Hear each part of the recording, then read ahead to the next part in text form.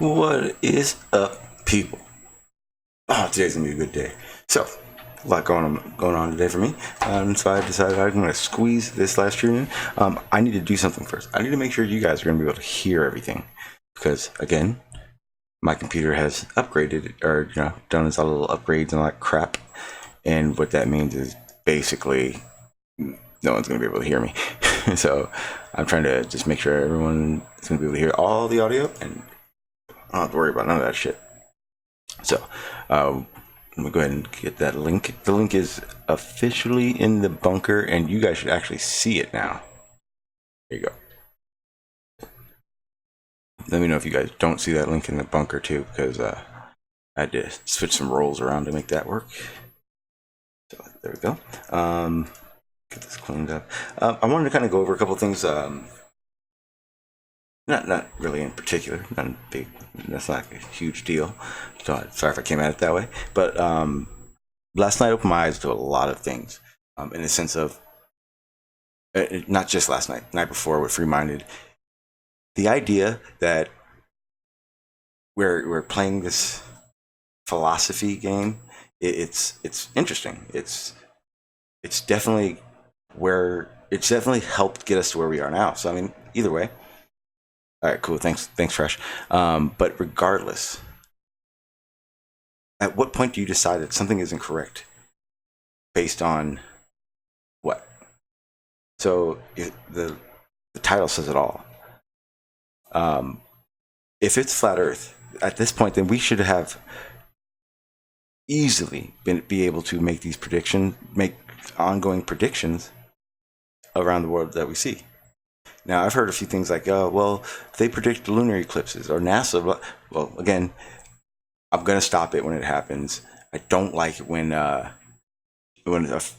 generally a flat earther will say, NASA lies about everything. Everything. Fake moon landing. Fake space ain't real. Blah, blah. And then right around the next corner, we'll use NASA as their proof that eclipses work on flat Earth. Doesn't work that way. It's disingenuous. How do you know? And if it's not, at least explain how you know which fact and which lie is which when you decide that NASA lies and NASA doesn't lie. It's weird. You quote Neil deGrasse Tyson as if Neil deGrasse Tyson has a transcript of all of science, and you're privy to hear it and make your opinion on it. Doesn't work that way. A lot of these things are explained. It's not even an argument. It really does play on a situation when I see it, when I hear flat earthers listening to other flat earth bullshit, globers listening to other globe bullshit. And here's the reality of it. I bet not one person in my chat, including my damn self, who can even have an even close understanding to, say, gravity. Yeah, we understand what we understand. But I said this many times to people.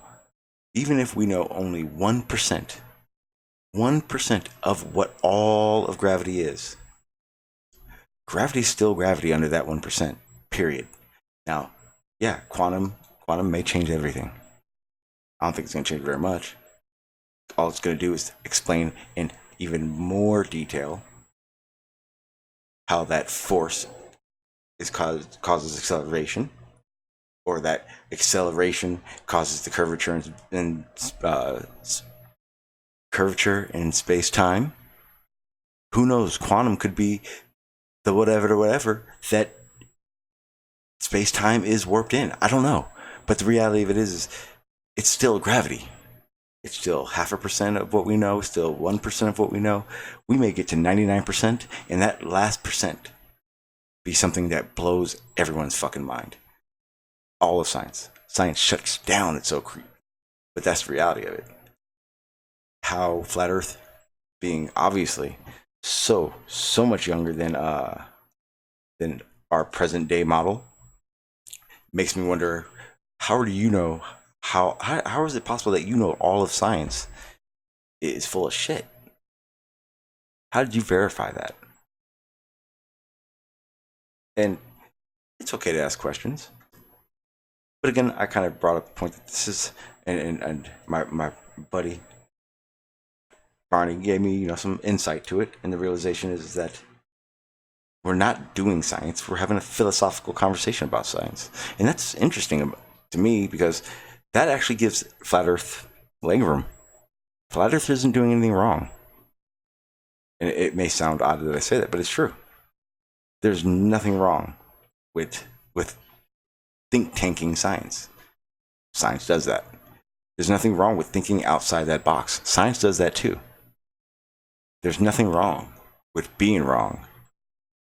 Yep. Guess what? Science does that too. Science is not a person. That is what the person does.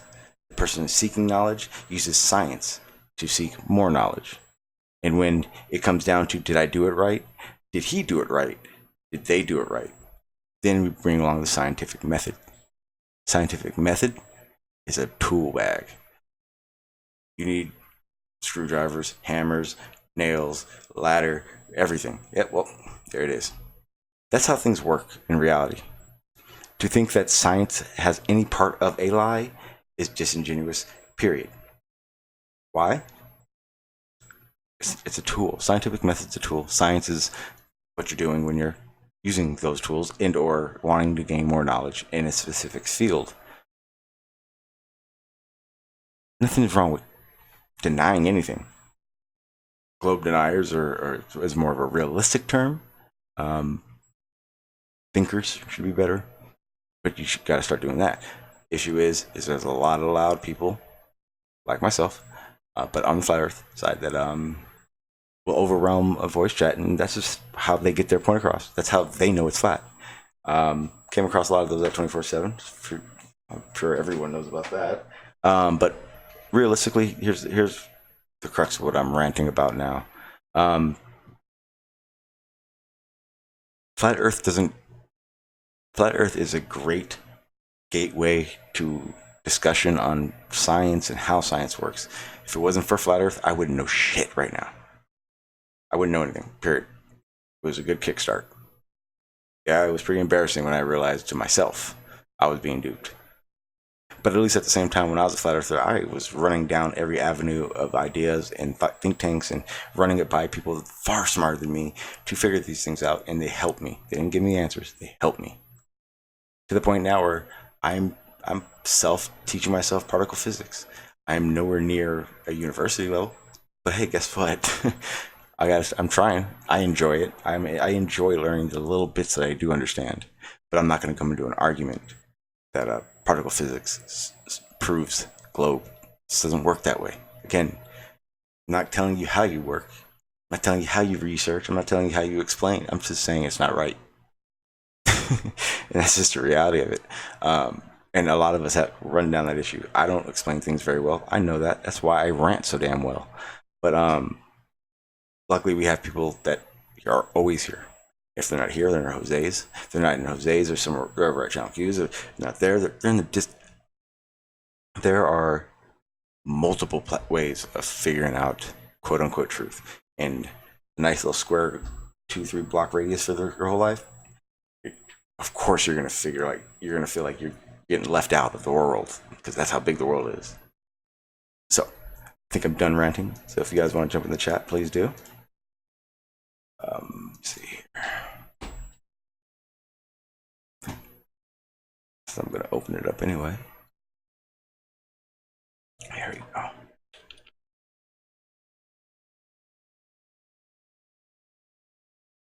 All right, here comes Link. And like I said, if anybody wants to, have that discussion and try it. I mean, there was another interesting conversation that went on last night with Unpaid Shill and myself. It was more of a laughter type situation. And what's up, Sasha? How you doing? It's been a long time.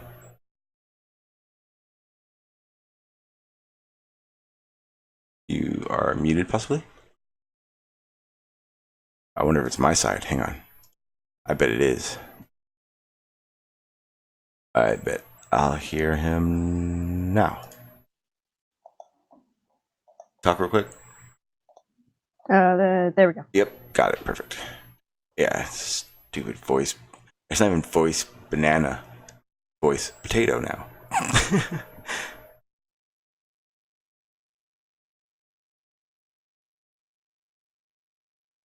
Let me see something.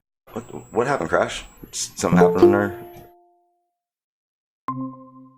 What's up, Kurt? How you doing? Or Crow, I'm sorry, damn. There we go.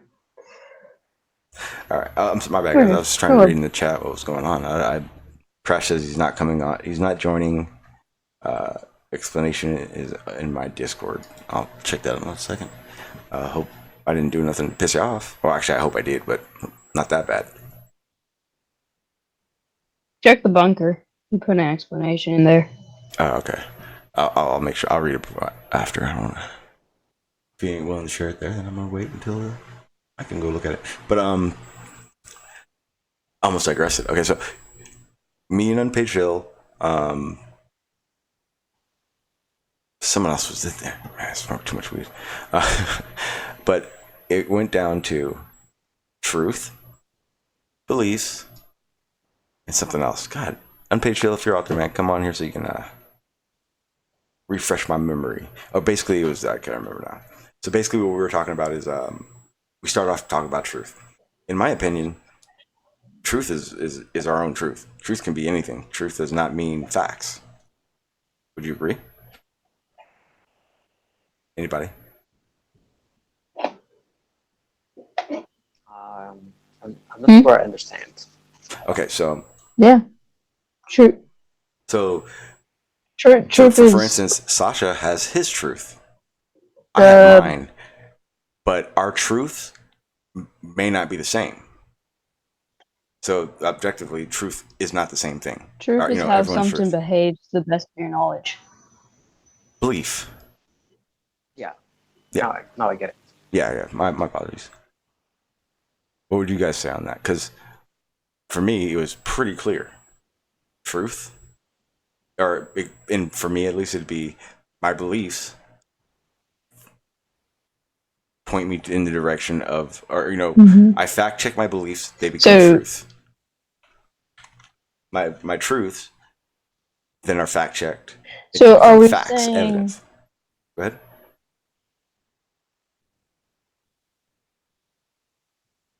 So are we saying that our truths are beliefs? Because I see it as we have beliefs, and then when multiple people come to consensus on a belief, it becomes a truth. If they can. But see, you're looking on a scale of science, and they would never use that they would never use those terms in that way either. If us just sitting here in this hangout, I believe the sun makes a fizzling sound on the horizon when it sets. Well, that's my belief. I have no idea how true it is because I've never seen it. But say I go out there and I see it. I'm by myself. It's still my truth. No longer a belief, it's a truth. But you've never seen that or heard of it. And you go out every night and you've never once seen it. Your truth is the sun does not do that.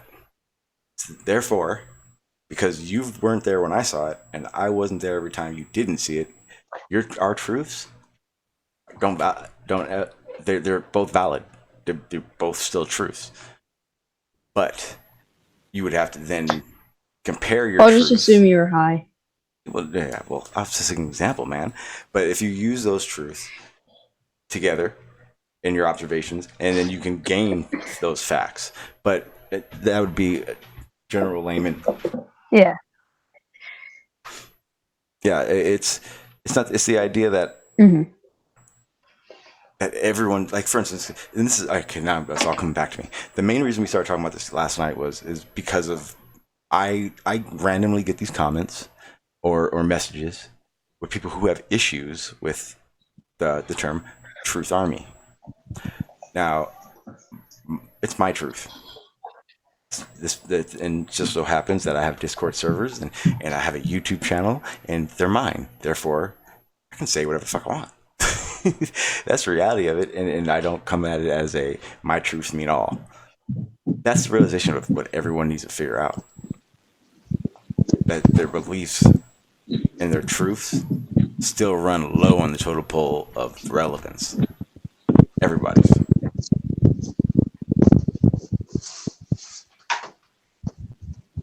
Yes, no. Don't all talk at once. Sasha, are you doing homework? Truth is a difficult word. No, it's not. It's actually pretty simple. No. Yeah, why not? It's Well, simple to me. That's the truth. I might have missed some of the conversation. No, I don't think you did. It's one of those things where you would really have to question what you're hearing and how you believe it's used. Well,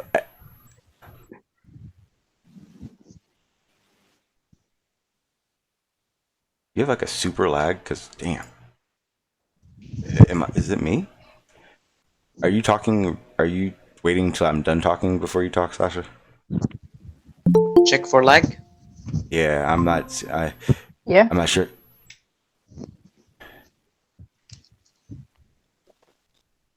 It might be my fault. Well, because it seems like every time I talk, and then if I didn't mean to cut you off, but I stop myself to let you keep going, there's just like a 5-second pause before you start talking. And I'm not sure if it's me or you're doing something else.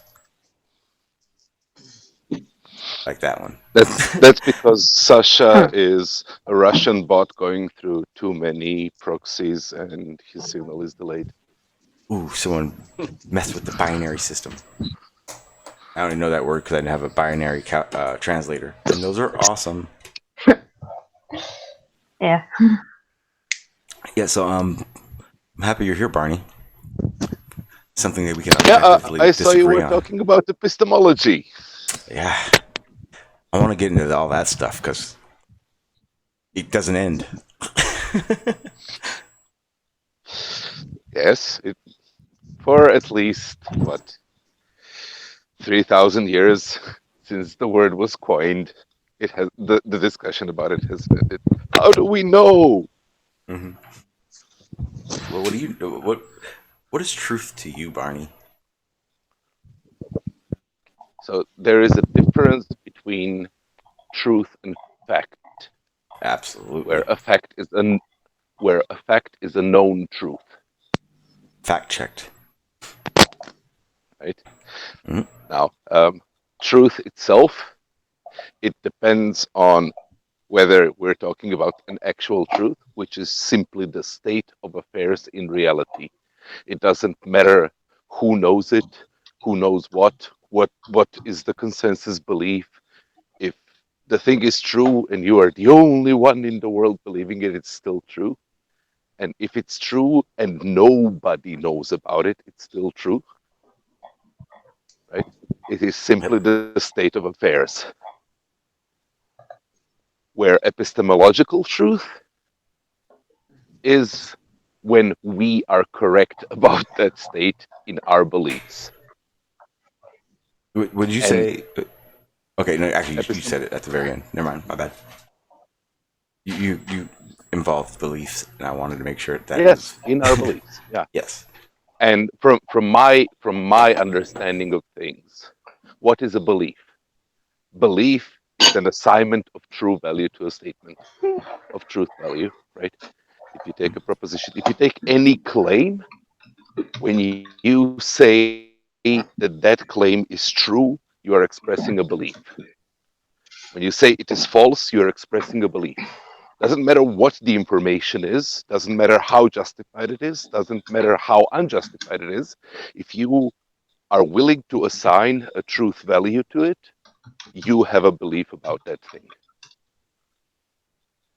If that belief, so the original definition of knowledge, going way back to Aristotle, is justified true belief, which says that if you believe it to be true or false, if you believe it, and it is so, and you are justified, if you have good reasons to believe it, then that's knowledge.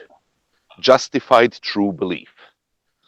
Now there are problems with that in philosophy. When you say justified true belief, that's still very clear on yours, right? In a sense, it's personal. It's not a yes. That has nothing to do with consensus. That's actually the opposite of right. Yeah, but how do you? So one of the problems is justified true beliefs don't work if the justification is separated from the truth itself. So stuff like I can believe a true thing and have a justification for believing a true thing, and therefore claim that I know it, but my justification is just completely wrong. The way I would explain why it is true is completely wrong. In that case, I actually don't know the thing. Well, what if you're just really shitty at explaining things? Well, okay, so that would be an informal fallacy. That would be you haven't even made an argument, bro. Right? Touche. It is like when you that there is that famous statement that gets repeated a lot when people talk to scientists and give a statement, and you get this odd reply of "That's not even wrong." I might crow. Sorry about that, Barney. That's okay. You get that weird response of "That's not even wrong," right? The statement that you have given is not sufficient to be right or wrong. It is just nonsense. It's yet to be verified. Or no, yet to be verified. Not necessarily has to be verified. The statement of "not even wrong" is literally you're talking gibberish. What you have said does, right? Yeah, I see what you're saying. Right? Yep. When you say gibberish, that's not.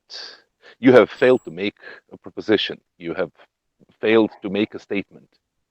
It's not that you have said something stupid or something wrong, or you haven't really said anything.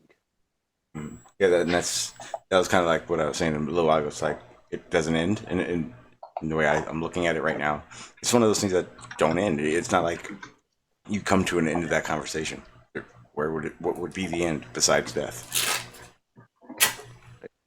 When people invoke word salad, that's what they're invoking. But not all word salads, not all things that are called word salads are word salads. There was a great example on one of the recent Bob the Scientist videos where he was talking to Sleeping Warrior and Arwen, I think, and asked them what their the housekeeping video, and asked them what their explanation of the motion of the sun in the sky is. And Arwen gave a good explanation, which is consistent with reality, which is consistent with observation, which, given some other experiments, is a necessary conclusion if the Earth is flat. Like, if you assume that the Earth is flat, that is what the sun has to do. And Riley said, basically, oh, it's this, but I don't know, right? And Bob said, okay, I give it to Riley because he said he doesn't know, and Arwen just gave a word salad. Yeah. He didn't. His argument is well constructed. It is a good explanation. When you check it against the facts, it works. It doesn't work against some other facts, but I can give a long list of facts where it does work. Yeah, he's kind of word salad to him in his. But it sounds weird. It's unintuitive. It's confusing. But nobody said that logical has to be easy to understand. Sorry, I'm going off topic here. What's up, Sean? You hear me? I was relaying something to my son. My bad.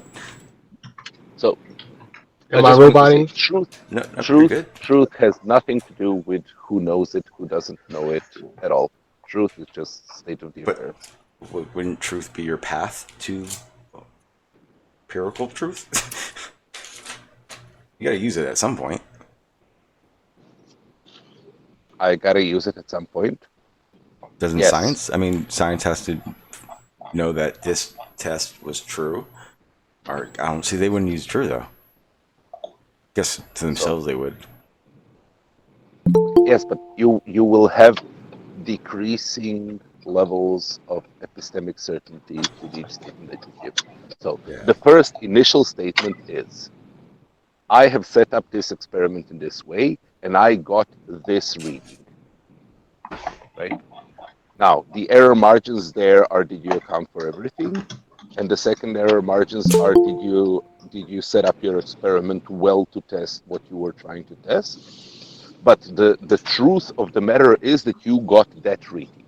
That thing, the number that showed up on your screen, it is true that number showed up on your screen, right? Yeah.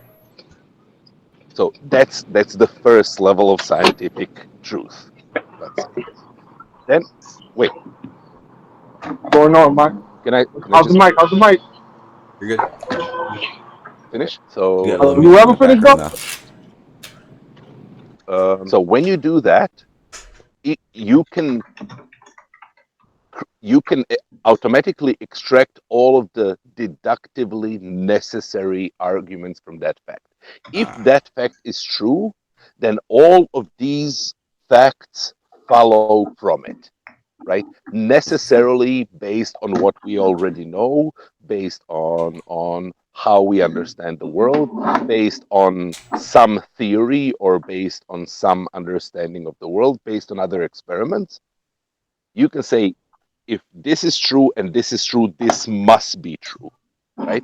Yeah. And again, it has an epistemic limit. Those ifs are never removed, right? If this is true and if this is true, then this is true, right? Yeah. If it's not, then we got something wrong, and we'll find out eventually. Yep, you got it. And then, when you find out it's completely wrong... But isn't that what Flat Earth has been saying, though, that there's something wrong and we have to figure it out? Isn't that literally what we've been saying for a while? Yeah, but then we have to explain it and understand it. Or understand it and then explain it. But we don't... hold on. So to figure out that something is wrong, we don't have to explain it. Like, we just have to realize that something is wrong. to explain it, it takes a different different Hey, steps. Matrix, do me a favor. Nothing's Take the wrong, mic. Can I Matrix. say Hang on, guys. Hey, hang on. hello? Stop. Matrix, Matrix, you're take the very loud. take the mic away from your mouth a little bit, please. Turn it down a bit. Very loud. You just burned my ears. Turn it All right, down a better. wee. Thank you. Yeah, Down a Nothing's bit. wrong, Matrix. The Yeah. problem is that all when right, people guys. explain So, stuff to you, you just deny all it. right. So you guys are When you saying can go that out and there's go. nothing wrong, correct? No. Okay. So What why are you is it saying? You're that too loud, Matrix. Turn it down a wee bit. He's good now. I'm talking in the Just a Bluetooth, so I bit. can't really do anything. But listen, guys, Turn it down you a guys are bit. saying there isn't anything wrong, right? And No. I find it every day kind of No. a little bit strange. Matrix, you said that 3 times now, and 3 times I've said no. Science does not say nothing is wrong. Ever. Because There's a lot wrong. Sanji, science will never say it isn't wrong because it will cease to fund itself. Wait. You don't understand. You don't understand. Wait, what the fuck are you talking about? Give me an example of something that is incorrect or wrong. Well, the Newton equations, and then having Newton saying that he doesn't want gravity attributed to him. So isn't that a little weird? No. Nah, Oh, it is all you're weird? doing is Because you know what to say, repeating what Matrix. freaking Stop Sleeping it. Warrior says. That's all you're doing. Yeah, see, here's the thing. Listen, man. What you just said, Matrix, first it's not an explanation of what is incomplete or wrong. It's a quote that you made, and when he made that quote, when he makes a quote like that, it's not how you come across about it. Sanji, I don't think none of us made that. Well, I think Newton said that himself, or he wrote a letter or whatever. He could have He said whatever didn't he want wanted. the gravity thing attributed to him. Guess what? So we're not making that up. We're just simply pointing it out. Okay. And you guys don't really like it because it goes against Okay. everything you guys are saying. No, it doesn't at all. Because Matrix, you understand that Einstein didn't work alone. Changes everything when you look at it that way. Okay, so what we're saying, guys, we're saying that these two gods, right? Einstein and Newton, these two are gods. No. Oh, they're not gods? No, stop. Hell no, they're human. Who are we saying? And no one says that. Oh, they're except for human. you. Oh, so they can make mistakes? You said we're saying. Okay, show me where the mistake is. Well, you That's guys what I'm make it asking. seem like these gods Matrix. can't be wrong. Matrix. I'm asking you, where is the mistake? The mistake is Newton himself saying that he doesn't want the theory attributed to his equation. No. Himself. That's not what he said. We're not That's not what making he this said. up. That's not what he Oh, said. that's not what he said. No. Okay. Just first of all, you came in here and said Einstein said that. Now it's Newton. I'm telling you. I said Newton. And if I said Einstein. I said Newton. No, you said Einstein. 100%. He said Newton. You First time said you said Einstein. Einstein, Newton. Yeah. Yeah. And either way, Also, you're still nobody's taking saying that quote out of context. Period. Nobody's saying that they didn't make mistakes. Oh, yeah, we all And make another mistakes, but Another thing, guys. admit them. So there's nothing wrong. There seems to be nothing wrong. You guys say there's nothing wrong. Again, But what are you doing that for?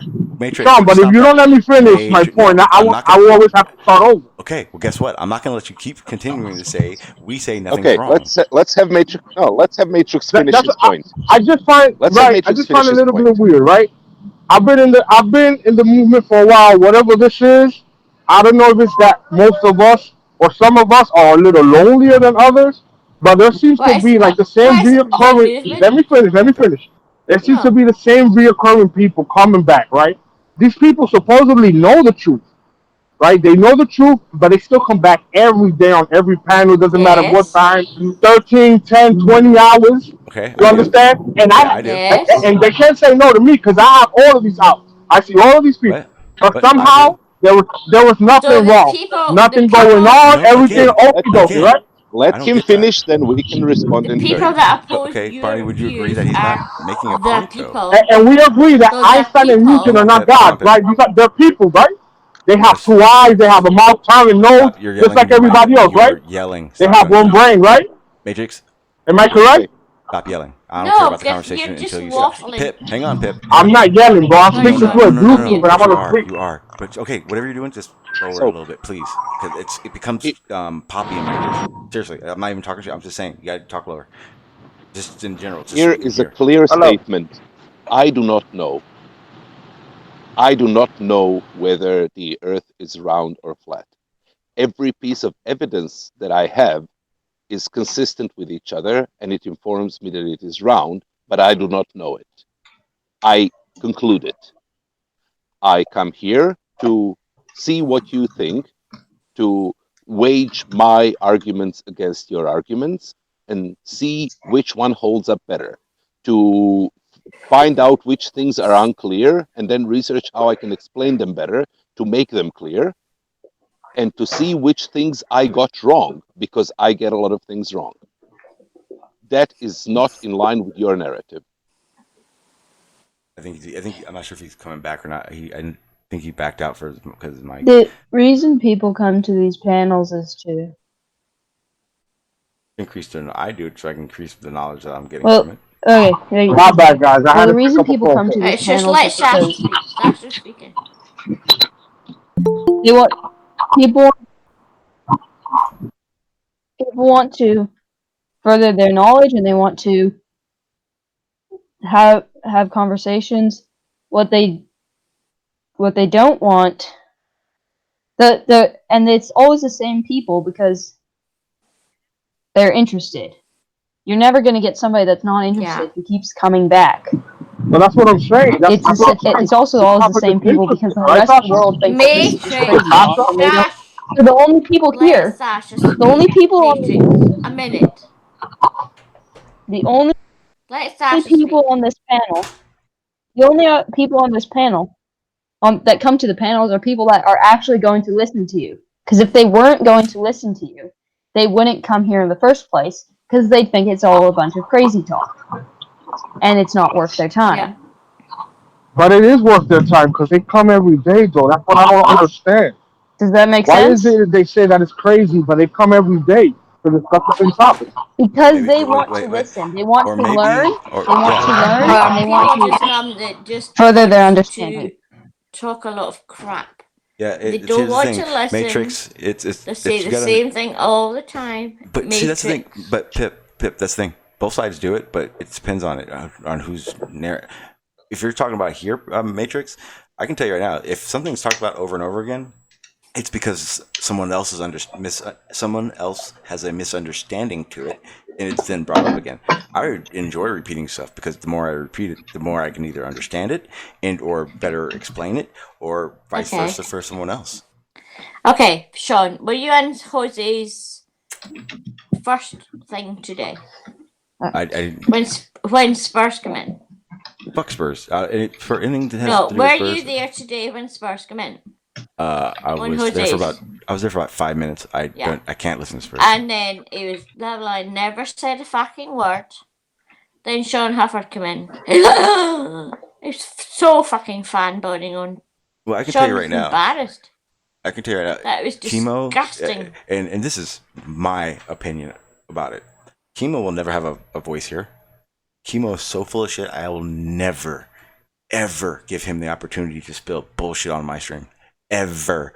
That's why I don't even talk to him about debating me anymore. It's worthless. Why would I want to do that? But oh my god, he was so fucking fanboying because look, Sean Hufford was in. Crash is trying to tell him everything that Sean was saying. Sean saying, "We'll go back to Crash." No. Oh no. He only wanted to talk to Sean. He was a fucking big fucking fanboy. What happens? It was ridiculous.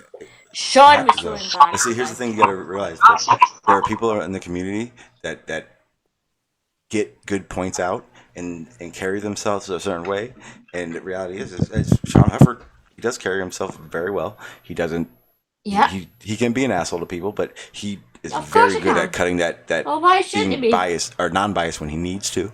I mean, he's a good dude. He's cool. I don't know about fanboying. I'm sorry. Well, see, okay, so this is what happens. Fanboying on Sean. But no. This is what happens. See if Red No. This is what happens, Pips. This is what happens. See if Red Spurs knows Spurs who. Listen. I'm telling you right now. Spurs knows that Sean Hufford has more eyes and more viewers than whoever else was on the panel, and he goes straight to that. That's Spurs. That's his snake oil salesman tactic. That's exactly what happened today. I want to say something. We couldn't get a fucking word in. What's up, bro? Yeah, I just want to say something regarding because I think there was a question, why do we come on the panel? So I just speak for myself because everyone, you will have hundreds of reasons for each individual. And for me, for example, I just came to the panel today when I saw the word predict, because that's what I can do with the globe. So that's a reason. That's why I came here. So, I really hate when someone start to analyze people and think that he's good at it. No, you're not. You can't. It's very difficult. What's up, John? How you doing, sir? That's just what I want to say. Yeah, it's Well said. it's one of those things that here's where it's really weird, because I get what you're saying, Matrix, and I actually agree. I honestly believe that us as Globers, we are far crazier than any flat earther. Why? Because we entertain this shit. But the reality is that in entertaining it, I get to learn a lot of shit, and it's fun. I enjoy learning. I enjoy discussing these things. Here's where I have an issue with it. How do you say science is this, this, and this, where it's wrong, incomplete, lying, but not have an explanation for how it is to be true? So, if let's just say Einstein was full of shit, you would have had to come up with obvious or empirical evidence of where his work was BS. But that would also mean you'd have to understand. That's the reality. That's the reality of it. You could put it this way: if I came up with a theory, you can't say my theory is wrong until you've proven it wrong, or not proven it wrong. Come up with sufficient evidence that I am not correct in my theory. You can't just say you're wrong. Okay, maybe. The problem with Einstein and Newton and every other scientist is that their theories it seems to work to a certain extent, right? Like everything works from. A theory You can't explain everything. Like a theory can only go so far, right? Matrix. Like a theory can only go so far. Hang on, people. I was trying to hear. You're saying that. I can't hear a word you're saying. He's saying that There's a hot mic and I can't hear anything. He's saying theories can only go so far, and I agree. Theories can only go so far. Yep, that is a very correct statement. Great. Okay, so in regard to that, what I mean is, all right. So maybe Einstein was the first, or the mainstream guy to come up with a theory that everybody else grasped to or whatever, and that's okay.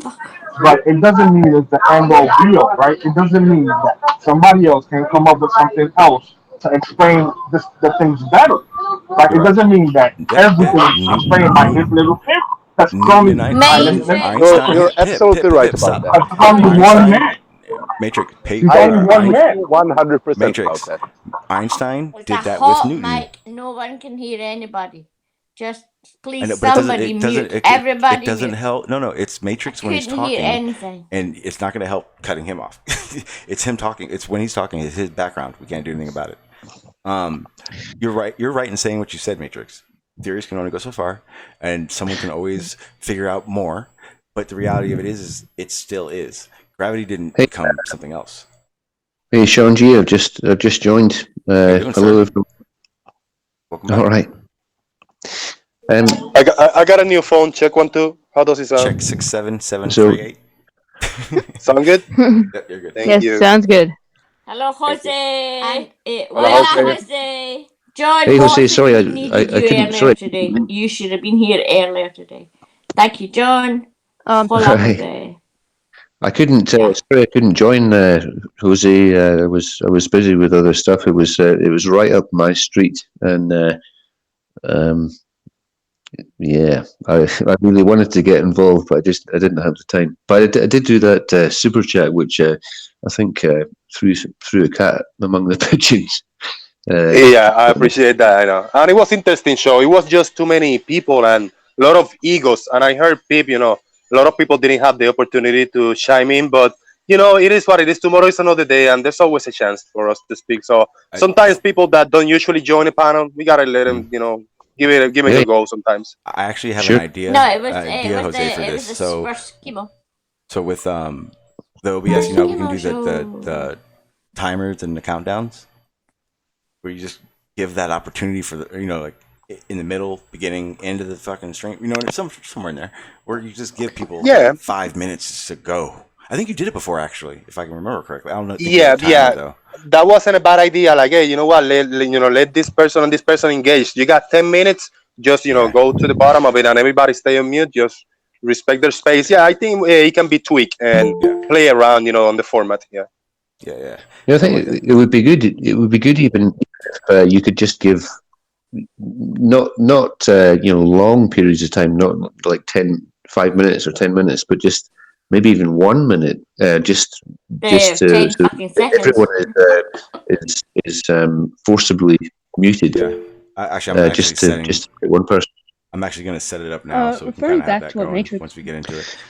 Because I do want Matrix to finish what he was saying, because for a good 2 quotes, Rain, he was actually spot on, and it was comforting. What's up, brother? With full agreement from the panel. Go ahead, mate. Keep it up. Sean, you remember I used to go into the panels all the time, right? Yep. Yeah, what happened, brother? Well, I'm going to tell you guys what happened. Matrix. Pip. I can't do nothing about it. There's nothing you can do about it. Echoing. You're I'm on my way home, and when I get home, I'll turn on my PC and it'll be better, all right? All right, guys. So this is why I'm going into the panel. All the panel. Drive safe. I hear him if you're yelling that. Okay. Pip. All right. Sean, the problem is every time people like me go into the panel, immediately you guys start berating and all citations. Right? It's almost like we are incapable of coming up or having an idea or some sort of breakthrough. It's like you guys almost make us seem like we are not capable of even comprehending anything. So it's a real turnoff. It's a turnoff when we just try to, because we're really just trying to figure things out. Right? We don't know nothing. We admit it. But isn't it? It's reasonable for us to want to. Yeah, well. It's easy. It's okay for us to want to hear your verification of your views, though, because you're giving us your opinion of how you think it works. Is that when we hear it, we want to know that that's your knowledge has got to be to that point, not just you don't think. Not a single Esto se person to descontroló. speak, though. Okay, but listen to my response to that, Sean. How will we do this, you guys? When the very same information that we have to use is that the people that are giving us this information are the very same people we don't trust. So it's an oxymoron. It's like, oh, I need proof. So you want proof from the very same people we don't trust. You understand? You get how that works? But is it the people you don't trust or the agencies you don't trust? Yeah, the agencies, the people promoting the shit that we're saying that it's not accurate. You people want us to be like professional in the subject that they are teaching, which is like we don't trust them. Okay, so but if you don't, most of us go there to figure things out. What don't you trust? You know what I'm saying? Most of us really go there to try to figure things out, not to hear the same rhetoric and the same Google. Because we can all go to Google. Okay. Do me a favor. Matrix. I want you to hang up because it's getting worse and worse and worse. Get on your computer, come back, and then what I want to do is I want to. All right, guys. I'm gonna hang up, and when I get home, I'll call it.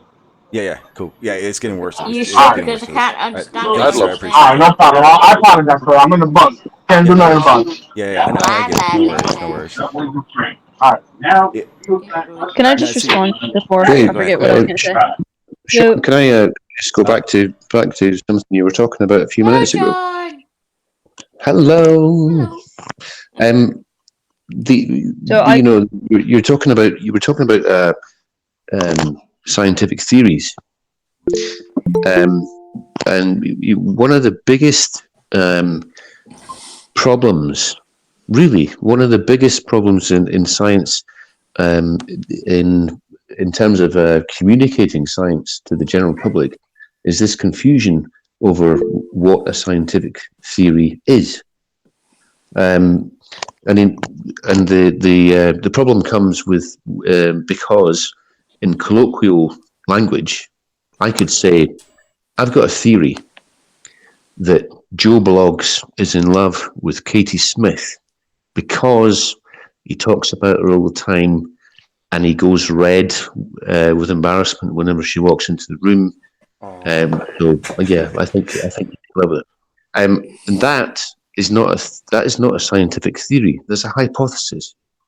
It's an educated guess based on some accepted facts. That's not a scientific theory. A scientific theory is a rigid framework that demonstrates how reality works, and it has predictive power, and it is only welcomed into the scientific fold if it works, if it time and again demonstrates how reality works. There's a huge gulf of difference between a hypothesis and a theory. That is really lost on the layman. You think their sort of pet theory of how things work Well, see, the is the worst part same as a about that is scientific theory. the worst part of that is that it's been made very clear, especially to people like Riley. I mean, I don't know how many people have crammed that down his throat. The realization that there are very much so different terms. That itself is a mischaracterization of what a theory is. Well, theory is a guess. In civil, is in the general public? It's not. So It's not? I know that in general, but so this gets thrown out in atheist circles a lot, and in the young Earth debate and stuff like that. Theory is not a high level of acceptance in the scientific community. No. He was saying theory. He was saying theory as a civilian, as a layman.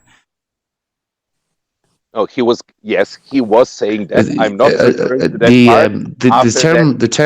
The term theory in just everyday language. I agree with that. Language is the equivalent of a scientific hypothesis. I agree with that. I agree with that bit. But isn't my theory just my best logical guess?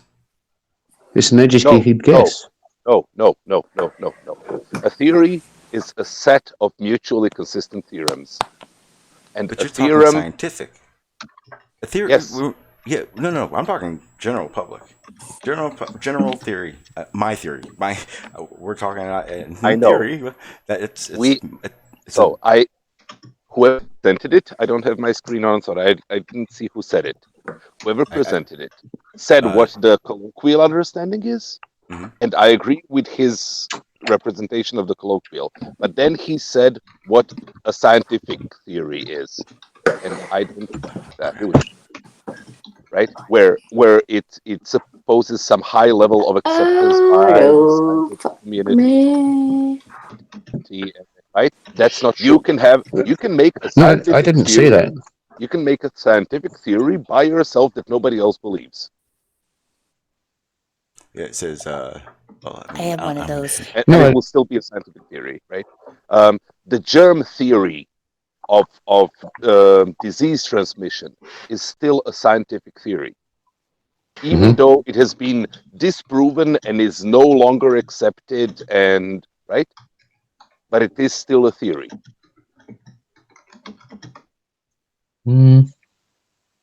So there is a difference between a standing theory, a theory which we now accept to represent reality accurately, and a theory which has been overcome or which has been proven wrong or which has been. But hypothesis leads to a theorem, to a single statement. You guess that this one thing is like this. When that is confirmed or falsified, based on that information, you make another hypothesis and another and another. Those hypotheses have to be well behaved with each other. They have to be interconnected.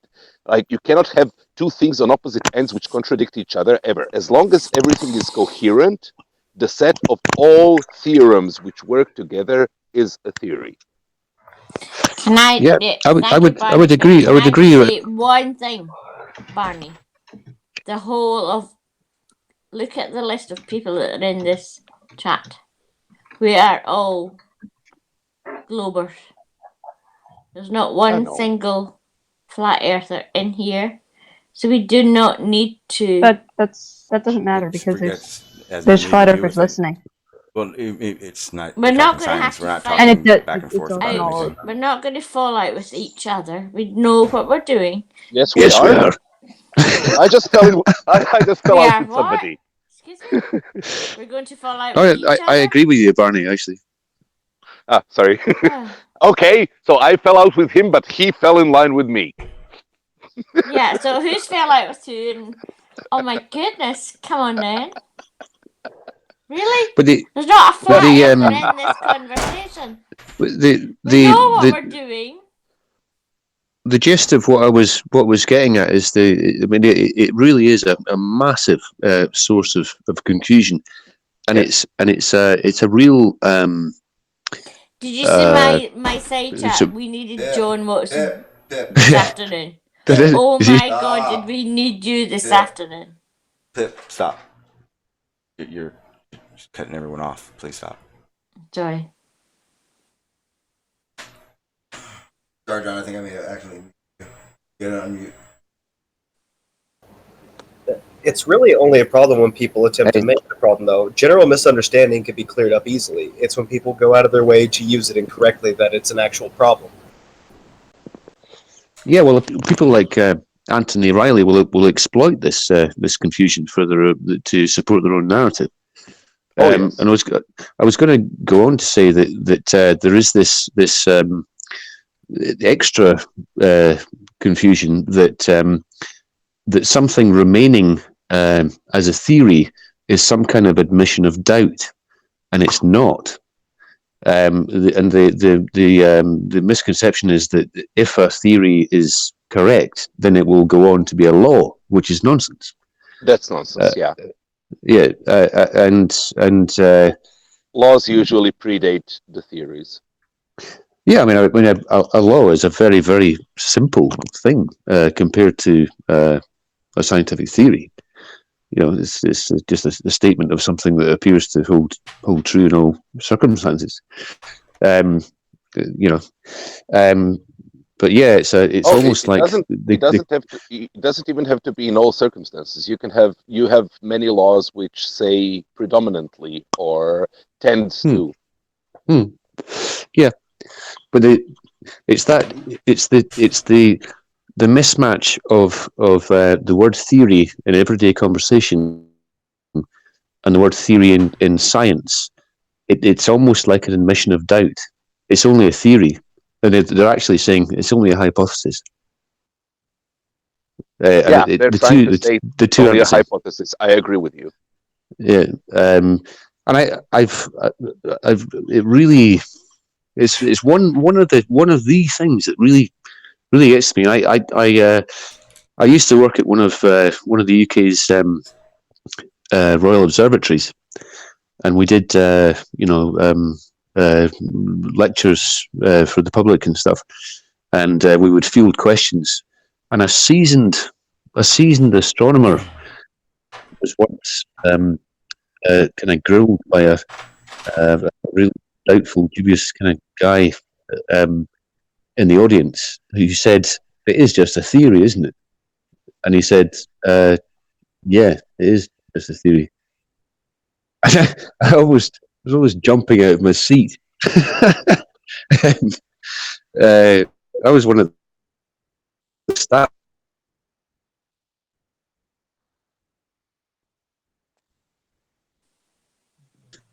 One of these things that just I can't stand it. Can't stand it. Let's Been there, done that. Okay.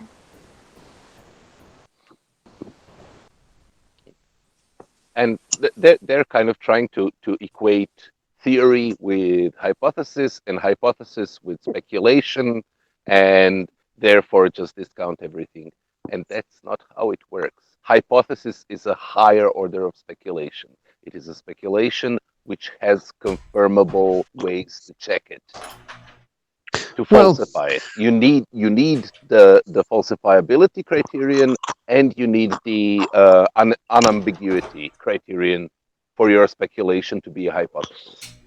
Yeah, I mean, even to have a valid hypothesis. It needs to be falsifiable. And it needs to, at least needs to rest on some accepted, provable facts in order for you to make about reality.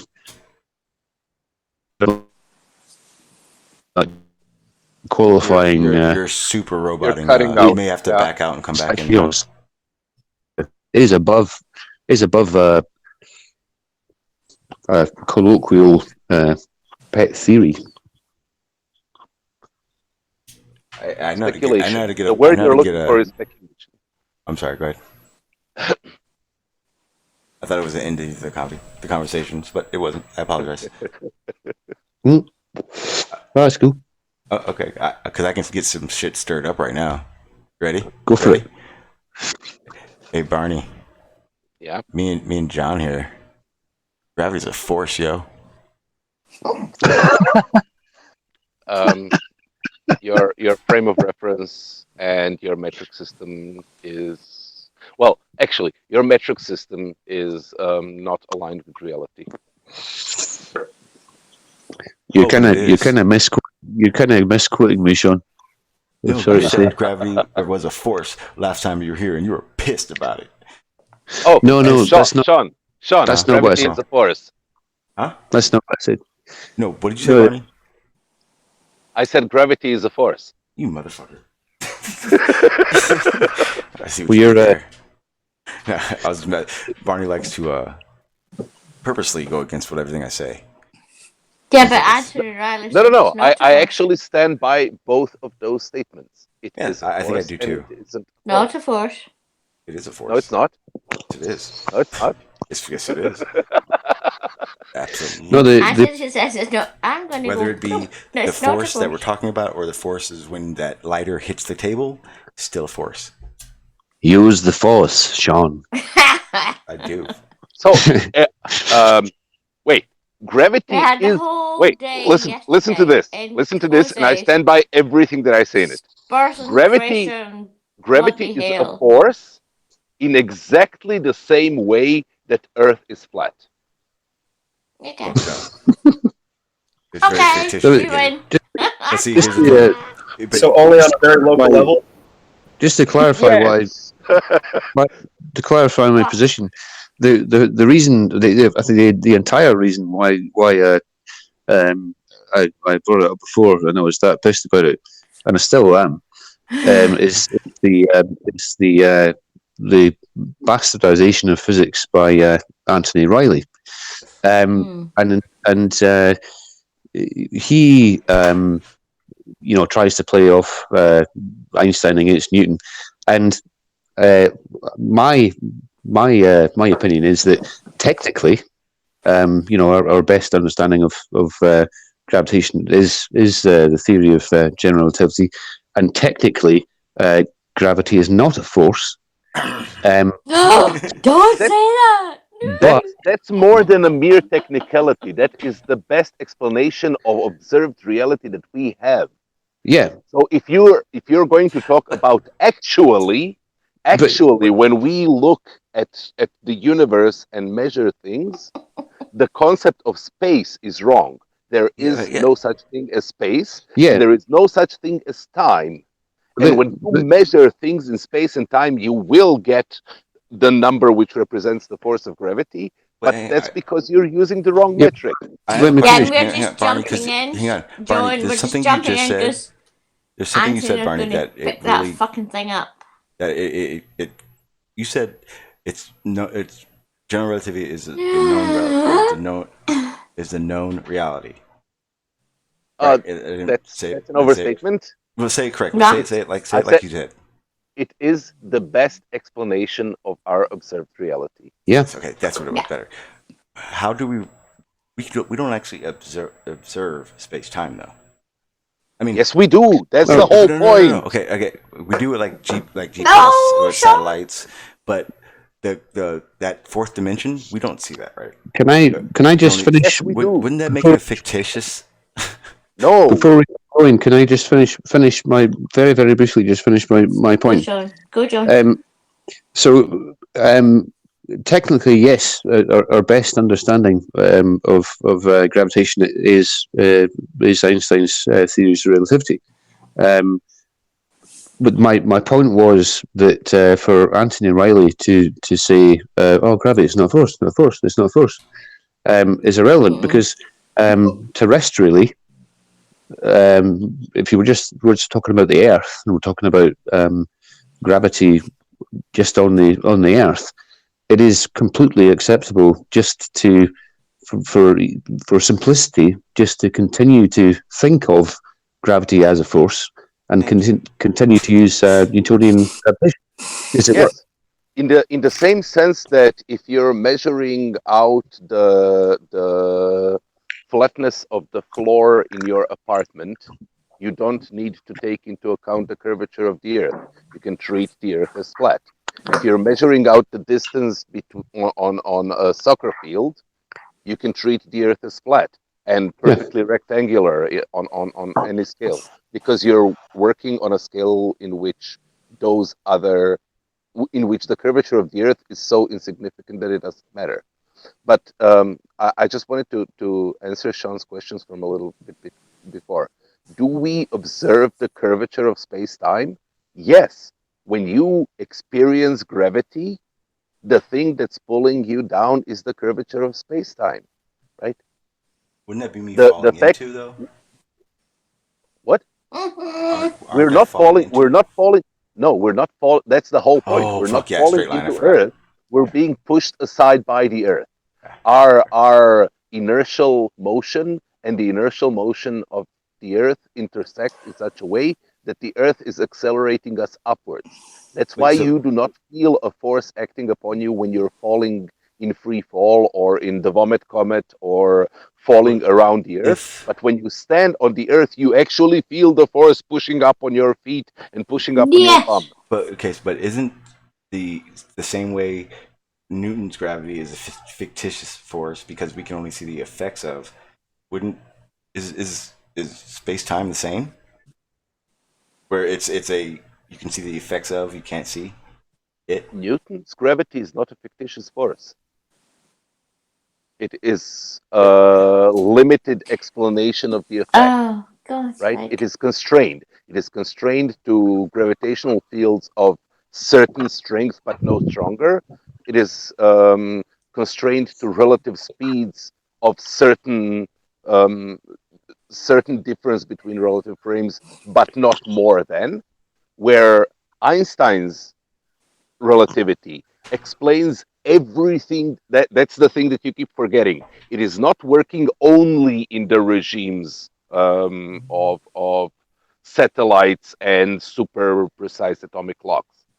It works everywhere, right? Where in our everyday experience, Newton is so aligned with Einstein that we can use Newton because the errors are negligible. But Einstein works everywhere. It works here, now, for everybody, for whatever you're experiencing. And it also works out there. It also works when you go beyond the things that Newton cannot explain and cannot predict. Sean, are you aware of one of the main reasons why there was this continuing search for a more accurate theory of gravity? What I'm referring to is the orbit of Mercury. Have you heard about that? Yeah, it's because of the mass of the sun, was it not? Yeah. So the Newton's law of gravitation just completely deciphered the orbits of everything in the solar system. But there was this problem with Mercury that they just couldn't understand. There was a problem that it was lacking in some way, and it was because of its proximity to the huge mass of the sun. And I believe it was one of the things that spurred on Einstein to actually have a proper, more of a look at it. And then when you apply general relativity to the orbit of Mercury, it calculates it perfectly, incorporating the proximity of Mercury to the mass of the Sun. Did you know that there were actually two problems? One was the orbit of Mercury, and the other was the orbit of, I believe it was Uranus. Right. I don't think I've heard that before.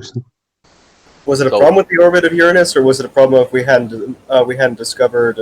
Was it Uranus or Neptune that we discovered second? I can't remember. Exactly. That's how we discovered Neptune, right? But that wasn't down to yeah. I've heard about that, but that wasn't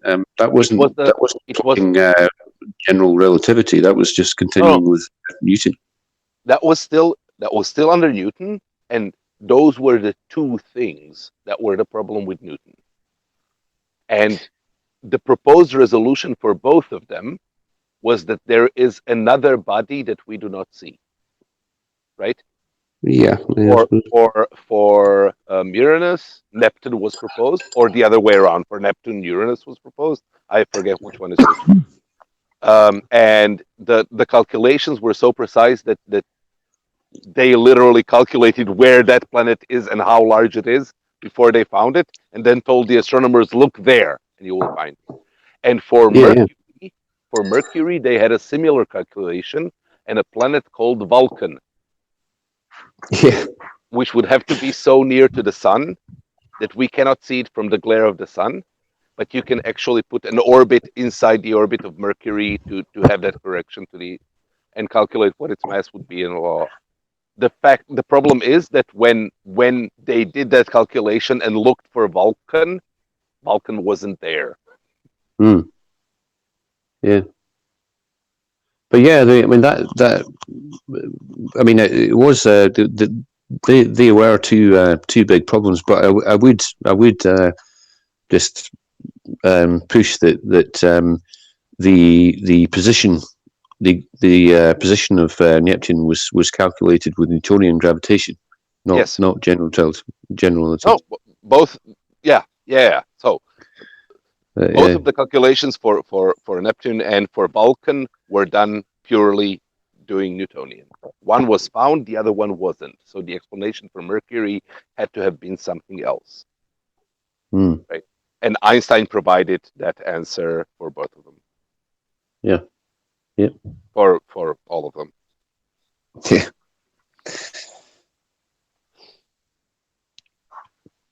Yeah. Did you see, Sean, that I replied to?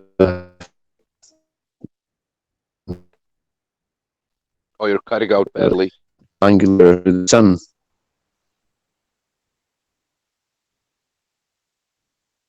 You roboted a little bit for me. I didn't hear what you said. I didn't hear what you said either. Can you hear me now? You're good? Am I back? Yeah, you were having a bit of a to and fro with some guy about the how the angular diameter of the sun doesn't change throughout the day, when it should if it's a local sun. And I think there's another guy that tried to calculated what would be the change in angular diameter of the sun due to the rotation of the Earth. So between sunrise and noon, we effectively get 1 Earth radius closer to the sun, 4,000 miles. And what effect would that have? And the answer is fuck all, basically. And I actually worked it out, I worked it out in the back of a cigarette packet, and posted an answer, and it wasn't actually correct. It was sort of missing a decimal place. So it's actually the difference that you're going to see due to that is less than 1/10 of 1 arc second. I worked out as about 0.07 arc seconds. That's how much the diameter of the sun changes throughout the day. So it's safe to say that for all intents and purposes, the angular diameter of the sun does not change at all, as we would expect, because it's really far away. And it's a big problem for them. The sun doesn't change in angular size, because it's supposed to be, what, I don't know, what do you say, 3,000 miles, 4,000 miles away, but yet as it approaches and it's high in the sky and then it recedes, it doesn't change in angular diameter, demonstrably so. And also the fudge factor that I've heard that they try to introduce is that the atmosphere acts like a lens. Magically, somehow or other, there's an atmospheric lensing effect that just so happens to keep the diameter of the sun constant. But that's, well, it's obviously bullshit. But the atmosphere does not act like a lens. It acts like a prism, not a lens. And that is also demonstrable. There is no atmospheric lensing effect at all. Well, wait. There is no persistent atmospheric cleansing. Atmospheric cleansing does occur. Well, I've thought of demonstrating this. I mean, I do a lot of astrophotography. You could do like a wide field shot of the constellations rising near the horizon, and a shot of them as they're at due south, highest in the sky, and another shot as they're setting close to the horizon again, and you will find there is no difference whatsoever in the spacing of the stars. I'm just being pedantic. It's right. So I'm just countering the absolute statement. I'm agreeing with you in essence, right? There is no persistent atmospheric cleansing. There is no effect that is constantly present and can be relied upon to see those stars. But when you see lights shimmering in the distance and becoming brighter and less bright, that is literally due to atmospheric cleansing. Well, yeah, he's just saying that atmospheric lensing, insofar as becoming a Fresnel lens that's visible to everybody, making sure that the sun uniformly stays the same as it goes away, is not possible. Yes. When you see you see that stars overhead don't tend to twinkle quite so much. They do very much so at the horizon. That's not atmospheric lensing. That's not lensing. When you talk about a lens, kind of think about what a lens actually does. That's not lensing. That is atmospheric turbulence. It's not. Yes, it's not a lensing effect. Yes, it is. Listen to me. A lens is an effect where the refraction focuses light to a certain point. That turbulence is that shimmering is focusing and defocusing light, right? If you do astronomy, you know of the concept of seeing. Seeing is how much atmospheric cleansing is present, how much of that turbulence is present. That is a lens, right? Well, I'm agreeing with you in the sense that it's not a persistent effect that covers large swaths of sky. It is tiny and minuscule and lasts for a fraction of a second here and there. It is completely impersistent. It is turbulent. I don't know. I know what you're saying, but I'm still not really sure I can agree with that. I mean, if you draw a comparison, if you're looking at a pebble at the bottom of a stream, and and would you say that you look at you're trying to get a good view of that pebble. Sometimes you just miraculously get everything conspires for you to get a decent view of it, and then it's gone. Yeah, that's the same principle as looking at a star through the atmosphere. Yes. I mean, was that? I would call that lensing. Yes. You call that lensing? Yes. Well, yeah, maybe. In the same sense that we can look for black holes by gravitational lensing of stars, where you just see it increase and decrease in brightness. I don't know. I have to think about this a bit more. At the moment, we'll have to agree to disagree. Okay, fair enough. But you said your piece, I said mine. That's fine. Right, I've got one of the pieces of equipment I have is a thing called a atmospheric dispersion corrector, which is the closer you get to the horizon, the more the atmosphere acts like a prism, and it separates the colors of red, green, and blue. So the closer to the horizon, if you say you're looking at like Mars or something, instead of just Mars, you've got a blue Mars, a green Mars, and a red Mars, one above the other, because the atmosphere has dispersed the different colors because of their refractive index. And the way that you correct that is with counter-rotating prisms in front of the camera.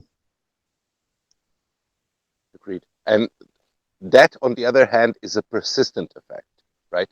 That's not right. Well, yeah. I mean, it's you can pretty much depend on the same severity of the effects depending on your declination. You're not going to get it when you're looking straight up at all, really. In the same way that looming is usually is mostly a persistent effect due to the graduation of density in the atmosphere, where you can get local non-persistent aberrations due to an unusually cold surface above which air is, or unusually warm, or different atmospheric events such as weather. Basically. But yeah, I mean, I don't think I've actually ever spoken to anybody in any detail about this kind of stuff who actually knows what I'm talking about. So that's quite refreshing. Thank you. But it's extremely galling to me to try and converse with somebody like what's he called, Lemonbird, or I've never actually spoken to Spurs, but people who quite obviously don't know. Oh God! What they're talking about. We needed you today to I know. I'm sorry. distract them. I know. Oh God! Speaking to Spurs is a very different event because Spurs really does not care for anything you have to say. And anytime you corner him, he says, "Well, it's not about me. It's about the audience. Give it to them." Yeah. It was the big Toady thing. Toady made a whole presentation for Spurs, entitled it "For Spurs." Did the whole fucking thing. Spurs never even looked at it. Yeah. I was not interested in it. Yeah, I don't get it. I would be pissed. I would be very annoyed. But he's what's really conspicuous about him. He's unable to answer a question in any kind of straightforward way. No, he can't. He was so up Sean Huffer's arse today. It was amazing. Sean was embarrassed. Really? Oh, you have no idea. Sean was like, "Oh, for fuck's sake." Sean's trying to bring Crash into the conversation because Crash knew what he was doing. No. Spurs was, no, I'm talking to Sean. Okay. Did they not realise that Sean thinks he's an idiot? Oh, yes. Listen, that was so embarrassing. See if Red had come in. Oh my god, that's like everybody else just fuck off. I'm going to. So Clifford's known Chemo forever, and he's pretty good at beating him around. No, Spurs was so up Sean's arse, and Sean was so embarrassed. It's like, don't talk to me. I only want to talk to Sean. I like Sean. I'll be back in a few minutes, guys. Right, Sean. John, you should have been there earlier, because you're the best person to divert conversations with your questions. Oh, no wonder my bee is a different color. I used my old not Flat Earth account. I used my old Recreation account today. Whoops. Oopsie. That's all right.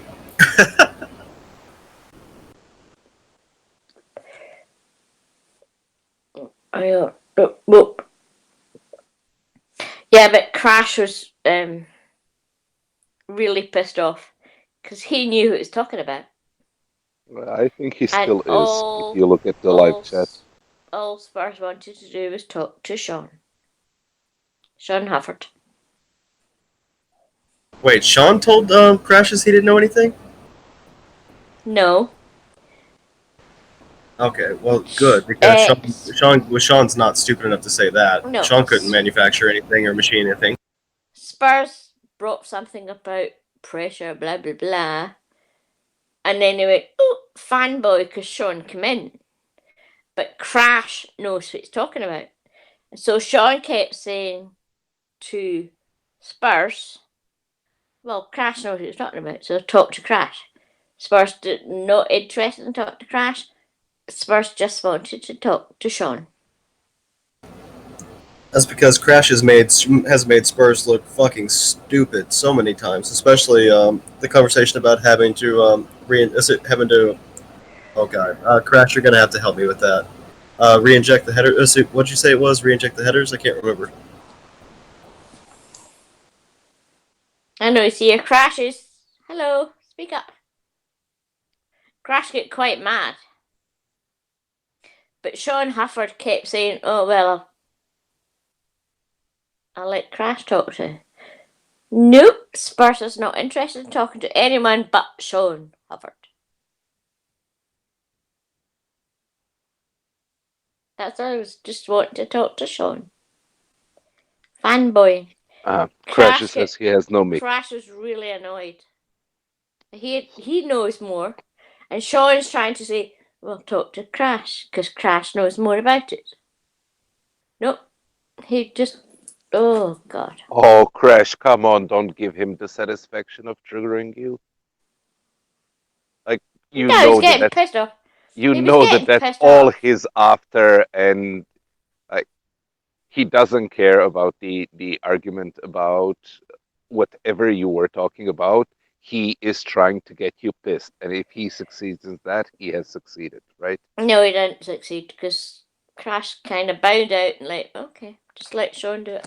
No, I'm looking at Crash's comments in the side chat and in the live chat. Okay, hang on.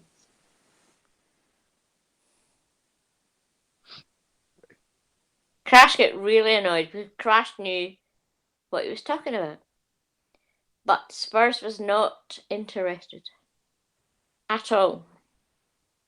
You gotta love how Manny's in the chat thinking that people are stupid. And oh god. This is the man that couldn't understand 3 different ways that Blue tried to explain seasons to him. With pictures. He'd have drawn it in crayon if he'd wanted him to.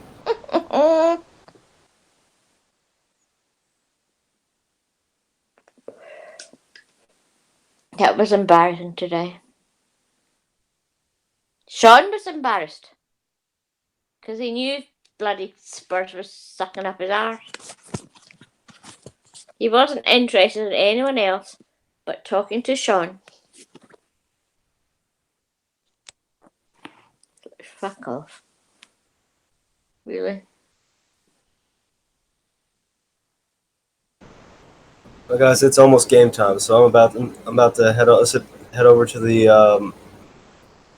Actually, I don't know where the hell I'm headed, but I'm about to head over there and have a drink.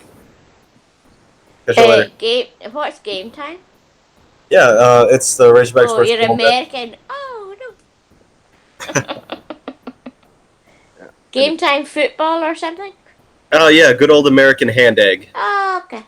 And it's 1 a.m. for me, and my battery is dying. It is like, oh my I god, came it's to talk about epistemology. And 10 past 12 here. Barney, let's talk. I have no idea. Listen, I have learned so many words and so many things. Just listen to everyone. It's still round though. No, that's the great part. That even when you talk to flat earthers, like even if they bring up stuff that you know about, like, they will bring up different ways of thinking about it. And if you're not just outright dismissive, there are interesting ways to think about things even in that. But yeah, no. Why? No, you need to be really, really, really stupid. No, thank you. Oh, there get to be some interesting things. Barney, were you on the other night whenever somebody was like, what you do is you put a Lego block on the other side of a bowling ball and stand 20 feet away from it. Can you see it? And so I drew it. Oh, God. So I drew it in paint and then showed him showed him how you would have to, what you would have to do in order to see it. And when I got to the end of it, he was like, no, man, I don't think that's real because you can't jump up that high. I was like, of course you can't. That's not the point of it. Oh my god, seriously? Fuck. There's some weird things that happen. Somebody else had a, I can't remember who else had an objection to it. I asked them what their objection was, and they literally couldn't say anything. It just didn't come out as something coherent about it at all. Oh, for goodness Oh, sake. that's kind of what Matrix was on about at the beginning with, oh, they are not 100% certain, therefore they are absolutely wrong. Like, no, that's not how it works. Oh no. Let's say I'm on the bowling lane. I throw it perfect. I know it's going down the second arrow. I know it's going to pocket on the high side of the high to the one to the first pin. 99% of the time, that's a strike. However, well, actually, it's closer to 95% of the time. However, there's about a 5% chance that I could do one of two things.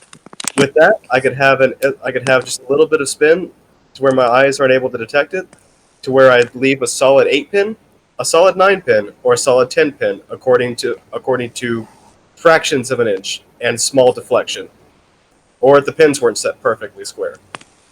But more than 90% of the time, if I hit it just that location, it'll strike. Now, do I know nothing, or do I know the best probabilistic happenstance? Yes, Brian. What you're missing is that you lack epistemological certainty that the bowling ball exists in the first place. I have another question. I bowl, but I bowl on grass. I bowl on Hello. grass? I do lawn bowls. Oh, lawn bowl. Okay. Hello, thank you. I do lawn bowls on grass. Lawn bowling. I'm not familiar with how that works. Yeah, I'll see. That's why I'm not here most of the time, because it's a summer game. I bowl on Is that grass. the one where you have a small pinball and we have a jack, a white jack. A jack, yeah, a white jack, and yeah, we do those on the flat grass. Flat? Is it flat? I don't know. It is sufficiently flat from It's your local sufficiently- perspective. Yeah. It's definitely flat. I never thought about that. Oh, I can make a no. It's flat. It's specifically flat. One little white jack, you fling it up 25 yards, and then fling some balls. Some balls. Yeah. With biases and things, and yeah, okay. It's flat. Oh, shit. It's flat. You, Okay, you going get in the bowling, it's flat. you get a little white jack, then you rip off his Yes. balls and toss him down the lawn. Okay, so we're not flat then. This is what I do for a living. Oh my god, this is my life. No, it's funny. There's a little white ball, and we fling big balls. And do you know what? There's a bias. It's like, Coriolis. Shit, never thought about that. Fling it in a straight line, and oh, look, it bends. Boop. Coriolis for lawn bowling. Coriolis in lawn bowls. I'll bet you Yes. Coriolis for lawn bowling would be less than 1/10 of an inch. Yeah, probably. Tenth of an inch. Yeah, Don't tell them. I agree. Don't tell them. Centimeters. Probably less than 1/100 of an inch, actually. Oh Well, god. depends where on earth you are and which direction you're throwing your balls in. In the best case scenario, if you decided that you wanted a lawn bowl from a Yeah, stupid anywhere on earth it would be less than 1/10 of an inch. Okay, I'm trying to think where I was playing bowls on Sunday tomorrow. I'm bowling east. I'm playing them east. Yeah, there's definitely Coriolis. There must be because shit. There has to be. Americans have no idea what the hell I'm talking about. Lawn bowls. Bump. It's not bowling. Yeah? Bowling. Lawn Like bowls, yeah. 10-pin bowling? In Croatia, we call them bocanje. Who? Lawn balls. Oh, you play them Lawn in bowls. Croatia? Yes. Oh, that's okay. I thought I was talking to like, Jesus Christ, American people No. have no idea. There's a lawn bowling alley just on the other side of the building that I'm sitting next to. On grass? No, it's compacted indoor. sand. No, Indoors? outdoor. No, we have both. We have outdoor and indoor. Oh, I thought this was like bocce ball. Nope, this is a little different. No, bowling. This is my life, God. I'm the president and now I'm the match secretary. This is a big thing in Scotland. In Europe, I would say. Yeah, I see. I really need to amend my statement. Let's go with less than 1,000th of an inch. I was really under the impression that was something different. Well, your first statement was not incorrect. No, it wasn't. It wasn't very. It wasn't very precise, though. Yeah, I'm sure that it's less than a kilometer. It is. It's good accuracy. It's terrible precision. Yeah. Or am I thinking specificity versus sensitivity? I don't even know anymore. I want John Watson while you're quiet. Come on. You're in my country. Nope. Okay, John. I'm gonna leave you guys now. Yeah, I gotta jump. Thank you, Barney. That was funny. Thank you, Barney. Thank you. Now, y'all, I'm gonna go be embarrassed elsewhere. Yeah. It's nice to just have a laugh, and all the flat earthers left. So. Hey, y'all. Cheers.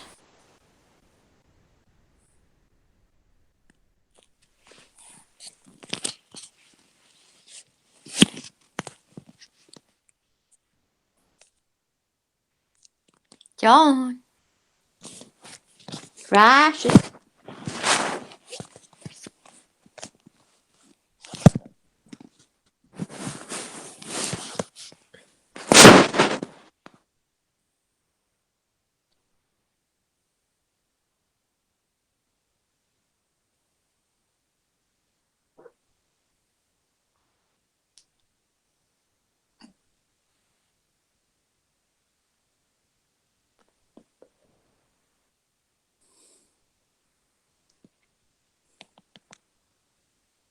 I'm going to go into the live chat.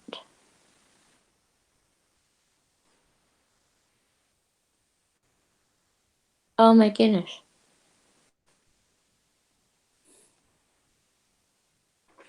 Yep, no. No.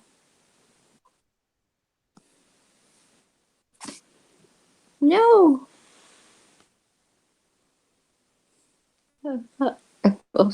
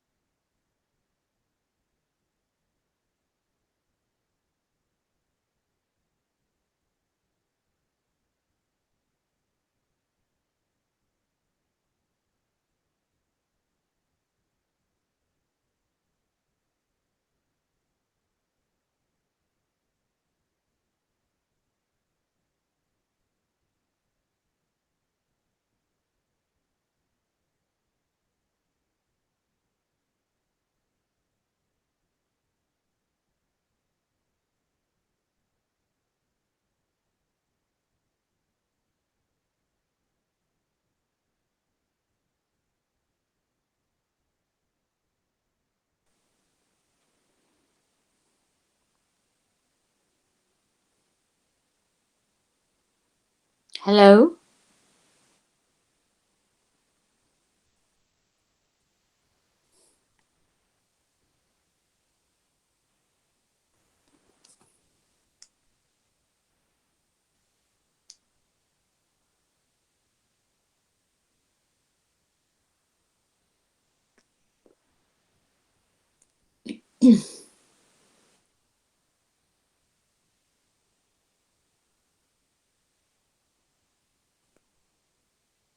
I know it is, Crash. I'm watching it.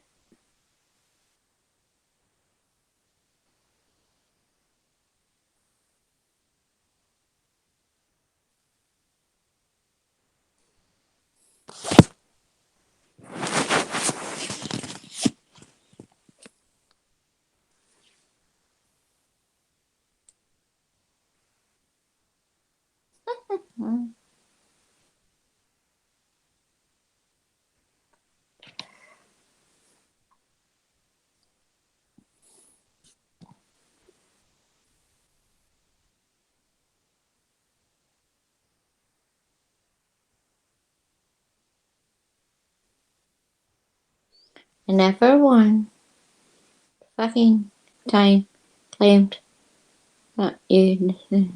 Yeah.